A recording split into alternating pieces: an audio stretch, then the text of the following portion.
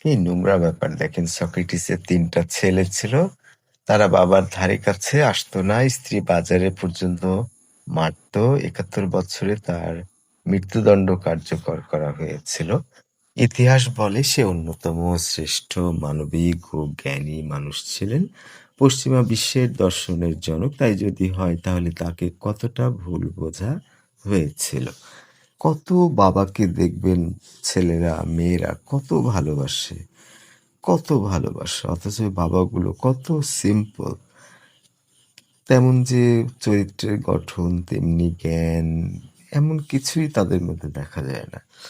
তারপরে ওর ছেলেমেয়েরা কত তাকে আগলে রাখে, ঘাড়ে চড়ে, সবসময় পিছু নেয়, মসজিদে গেলে তার সাথে যায়। অথচ সক্রেটিস পৃথিবীর অন্যতম শ্রেষ্ঠ মানবিক ব্যক্তি, জ্ঞানী ব্যক্তি।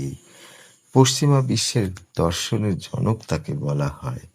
অথচ সেই মানুষটার ৩ টা সন্তান তার কাছে ঘেঁষত না। তার প্রধান কারণ ছিল তার স্ত্রী। তার স্ত্রী এত অন্যায় অবিচার করত, সক্রেটিসকে বুঝতো না।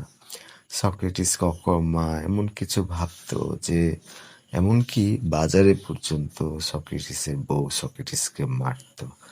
এরকম একটা বিশ্রী ব্যাপার মায়ের প্ররোচনায়, মায়ের ভুল ধারণায় তার ৩ সন্তানকে সক্রেটিসের সাথে মিশতে দিত না। অথচ সেই সক্রেটিস মানুষের জন্য জীবন দিয়ে দিল। সেই মানুষকেই আবার আইনগতভাবে দোষী সাব্যস্ত করে মৃত্যুদণ্ড দেওয়া হলো।